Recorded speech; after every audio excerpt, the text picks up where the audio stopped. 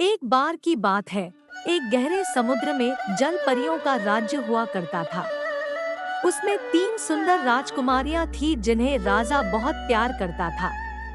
उनमें से सबसे छोटी जलपरी का नाम शफा था। शफा सभी की चहेती थी क्योंकि वह बहुत दयालु थी।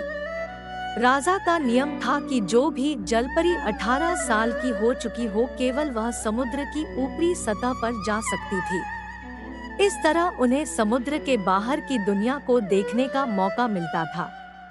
एक दिन राजा की दूसरी बेटी का 18वां जन्मदिन था तो उसे भी यह मौका मिला, जिसे देखकर शफा का भी समुद्र की सतह पर जाने का मन हुआ। शफा ने भी अपने पिताजी यानी समुद्र के राजा से समुद्र की सतह पर जाने की इजाजत मांगी, पर राजा ने कहा कि समुद्र की सतह पर जाने के लिए वह अभी बहुत छोटी है। अब शफा को अपने 18वें जन्मदिन का इंतजार रहने लगा। समय बीतता गया और शफा अपनी दादी से समुद्र के बाहर की दुनिया के बारे में पूछती रहती थी। दादी की कहानियों से शफा को इंसानों के बारे में भी पता चला। कुछ सालों बाद नियम के अनुसार शफा ने भी अपने जन्मदिन के अवसर पर राजा से समुद्र की ऊपरी सतह पर जाने की आज्ञा मांगी। इस पर राजा आज्ञा देने के लिए तैयार नहीं हुए। उन्हें डर था कि उनकी इस भोली भाली बेटी को कोई कुछ कर न दे। तभी वहां एक नागिन आती है। वह राजा की बहुत पुरानी दोस्त थी। नागिन ने राजा से अनुरोध किया कि वह शफा का ख्याल रखेगी और उसे अपने साथ सही सलामत वापस लेकर आएगी। तब राजा ने उन दोनों को समुद्र की सतह पर जाने की आज्ञा दी। राजा से आज्ञा लेकर वो दोनों खुशी खुशी समुद्र की ऊपरी सतह की ओर चल देते हैं। जैसे ही शफा ने समुद्र के ऊपर की दुनिया देखी वह देखती ही रह गई। उसने वहां हवा को महसूस किया, हवा में उड़ते हुए पक्षी देखे, सूरज को देखा। वह यह सब देख ही रही थी कि अचानक उस ओर उन्हें एक बड़ी नाव आती दिखाई दी। उसने दूर से उस पर सवार राजकुमार को देख लिया था। उसे देखते ही शफा को उस राजकुमार से प्यार हो गया। तभी अचानक समुद्र में तूफान आ गया और राजकुमार की नाव तूफान में फंसकर टूट गई। यह सब देखकर शफा का मन भावुक हो गया और वह तुरंत राजकुमार को बचाने के लिए बढ़ चली। राजकुमार बेहोश हो गया था। शफा बेहोशी की हालत में उसे समुद्र के किनारे ले आई। समुद्र के किनारे आकर वह राजकुमार को देखने लगी।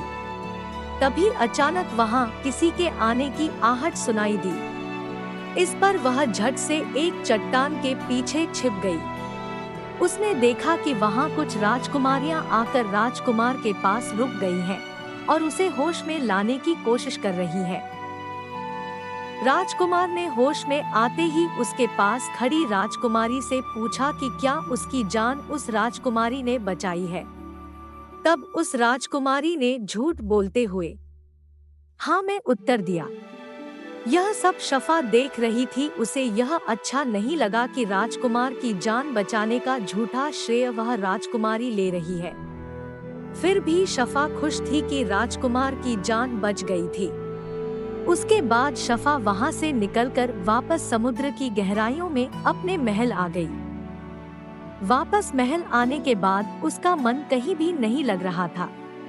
उसे अब हर पल बस राजकुमार की याद सताती रहती थी। तभी वहां नागिन आई और उसने शफा से पूछा कि वह क्यों उदास है। तब शफा ने उसे पूरी बात बताई। नागिन शफा को जल्दी ही राजकुमार से मिलवाने का वादा करके चली जाती है। वहां राजकुमार उस दूसरी राजकुमारी से शादी का वादा यह सोचकर कर देता है कि उसने उसकी जान बचाई थी। नागिन यह देखकर दुखी होती है। नागिन अपने जादूगर दोस्त के पास जाने के लिए चल देती है। उसका जादूगर दोस्त उसे जादुई पाउडर देता है और एक उपाय बताता है। नागिन रात को राजकुमार के कमरे में सांप बनकर जाती है और सोते हुए राजकुमार पर वह पाउडर डाल देती है। इससे राजकुमार एक सपनों की गहरी दुनिया में चला जाता है। वह सपने में वह सारा सच देखता है जो उस दिन उसके साथ घटित हुआ था। वह शफा जलपरी को भी अपने सपने में देखता है। वह यह भी देखता है कि किस तरह से शफा उसके प्यार में अकेली और उदास रहने लगी है। राजकुमार अगली सुबह बहुत बेचैन उठता है। वो ये भी नहीं समझ पा रहा था कि ये सपना था या सच। रह रहकर उसके दिमाग में सिर्फ शफा का चेहरा ही आ रहा था। वो बेचैन होकर समुद्र के किनारे चला जाता है, मगर वहाँ कोई नहीं मिलता। वो शाम तक अकेला वहीं बैठा रहता है और कुछ सोचता रहता है। निराश होकर वह वापस घर को चल देता है। तभी उसे पीछे से एक आवाज आती है, तुम जिसे ढूंढ रहे हो वह भी तुम्हारे लिए बेचैन है। राजकुमार पीछे देखता है तो उसे वहाँ नागिन मिलती है। वह उसे कल फिर वहाँ आने का कहती है और चली जाती है। अब नागिन शफा के पास जाती है और उसे भी कल अपने साथ वापस धरती पर चलने के लिए बोलती है। ना ही राजकुमार से सुबह तक का इंतजार होता है और ना ही शफा से। दोनों रात को ही समुद्र के किनारे आ जाते हैं। पहली बार वो एक दूसरे को आमने सामने देखते हैं और अपना दिल दे बैठते हैं। दोनों बस एक दूसरे को रात भर प्यार और शर्माई नजरों से देखते रहते हैं। अगली सुबह होती है तो राजकुमारी की दासी उन्हें वहां साथ देख लेती है और राजमहल जाकर सब बताती है। राजकुमारी जल भूनकर आग बबूला हो जाती है। अब तो रोज रात राजकुमार और जलपरी की मुलाकात का सिलसिला चलता रहता है। राजकुमारी एक चाल चलती है। वह एक खतरनाक चुड़ैल के पास जाती है और उसे जलपरी को मारने के बदले ढेर धन देने का वादा कर देती है। चुड़ैल रात को समुद्र के अंदर जाती है। वह शफा को एक जादुई आईने में कैद कर देती है। बेचारा राजकुमार रात भर वहां इंतजार करता रहता है, मगर शफा नहीं आती। राजकुमार बहुत परेशान होता है। हर जगह शफा को ढूंढता है। उधर शफा के गुम होने से उसके पिता और सारा परिवार बहुत परेशान होता है।